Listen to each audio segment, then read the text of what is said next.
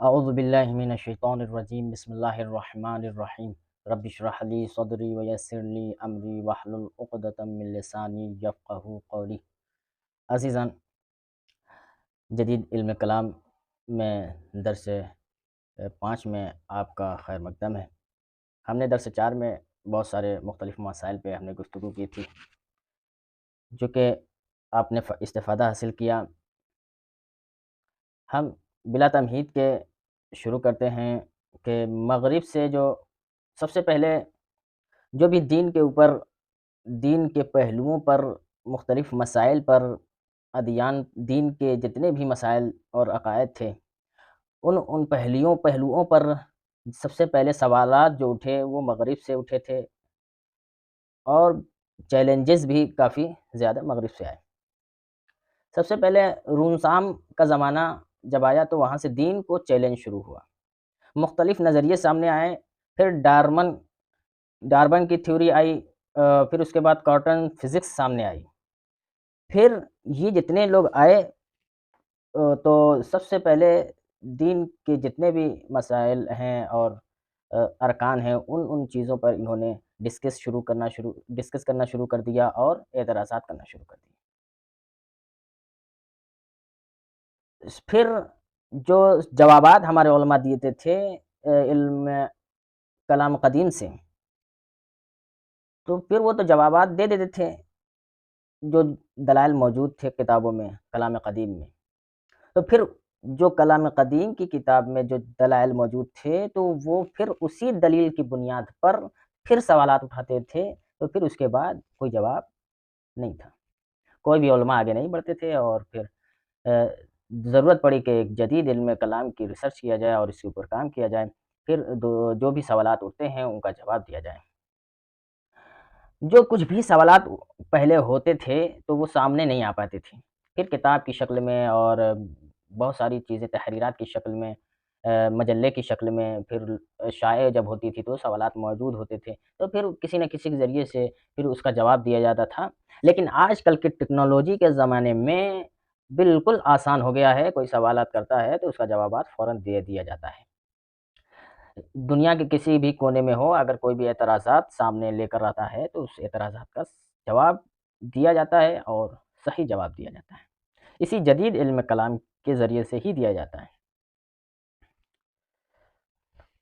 ایک نقطہ جو کہ کلام جدید کے اندر جو تمام اعتراضات کا جواب دیا جاتا ہے جو دین کے اوپر کیے جاتے ہیں، تو جتنے بھی شعبوں پر اور جتنے بھی پہلوؤں پر اعتراضات کیے جاتے تھے، تو ان پہلوؤں پر اور ان شعبوں پر اس کا جوابات ہمارے علماء بخوبی طریقے سے دیتے تھے۔ بہت سارے ماہرین، بہت سارے متدین عالم جو کہ تشیع میں موجود ہیں، وہ اپنے فکر کے ذریعے سے، اپنی کوشش و کاوش کے ذریعے سے جوابات دیتے تھے، جو کہ ہمیشہ جو ہے یہ عقلی سے گفتگو نہیں کرتا ہے، یہ تجربے سے بھی یہ کام لیتا ہے جدید علم کلام، جو کہ اس کی وضاحت کر چکے ہیں ہم۔ یہ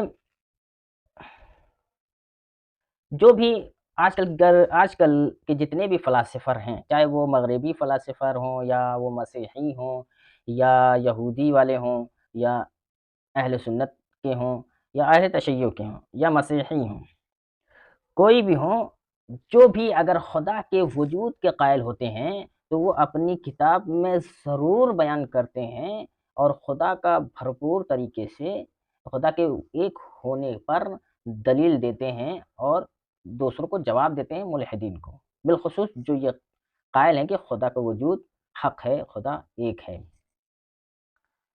اور اس کے مقابل میں جو بھی آتے ہیں اس فکر کے، جو خدا کے وجود کے منکر ہوتے ہیں، تو قدیم الایام سے یہ گروہ موجود رہا ہے کہ جو خدا کا قائل نہیں تھا یا خدا میں شک کرتا تھا، ایسے بعض دلائل لگتا تھا، لیکن رونساس کے زمانے کے بعد، یہ ایک توجہ کی بات ہے کہ 18ویں صدی کے بعد جو تحول آیا بشریت کے اندر اور اس کے فکر کے اندر، جو مغرب کے اندر جو ایک اہم ترین پہلو ہے، اس میں دین کے خلاف جملہ زیادہ ہو گئے، دین کے خلاف اعتراضات زیادہ ہو گئے 18ویں صدی کے بعد۔ رونساس کے زمانے کے بعد جو 18ویں صدی آئی، اس میں اعتراضات زیادہ اٹھ گئے، خدا کے وجود کے اوپر ملحدین زیادہ جو ہے اس دنیا میں پیدا ہو گئے۔ تو عزیزان، پھر ہم اپنے اصل موضوع پہ، اصل جو درس کا اصل جو ہے پہلو ہے آج کا، وہ الحاد ہے۔ یہ جو تھا باقی مقدمات جدید علم کلام تھے، اور یہ جو درس چلے گا اب الحاد۔ سب سے پہلے یہاں پہ خدا کے وجود پر جو ہے یہ جو روش ہے یہاں سے شروع کریں گے انشاءاللہ۔ الحاد، سب سے پہلے الحاد کو انگلش میں کہتے ہیں ایتھمس کہتے ہیں، اور ملحد کو ایتھسٹ کہتے ہیں۔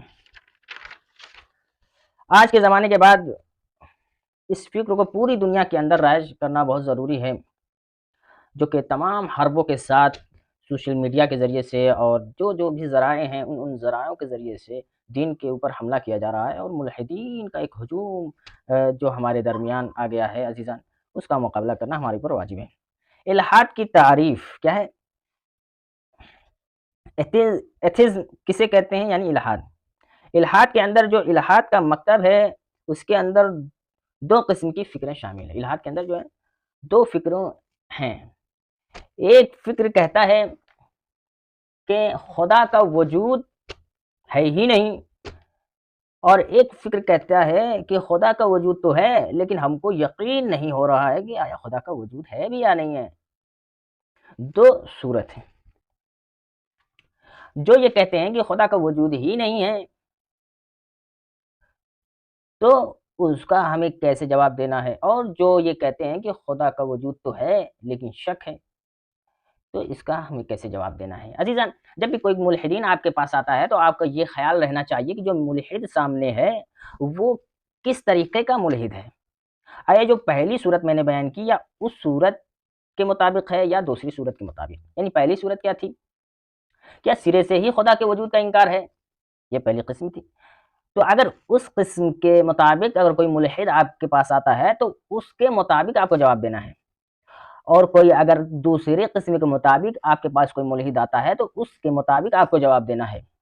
یعنی کیا مطلب؟ جب کوئی یہ کہے کہ خدا کا وجود تو ہے لیکن ہمیں شک ہے، تو آپ اس کی بنیاد پر آپ کو جواب دینا ہے۔ تو الحاد یعنی خدا کے وجود پر اعتقاد کو ترک کر دینا، یعنی یہ الحاد کی تعریف ہے۔ یہ خدا کے وجود پر اعتقاد کو ترک کر دینا، بھروسے کو ترک کر دینا کہ خدا کا کوئی عطا پتہ نہیں ہے، یہ کہنا کہ تو اس کو کہتے ہیں کہ الحاد۔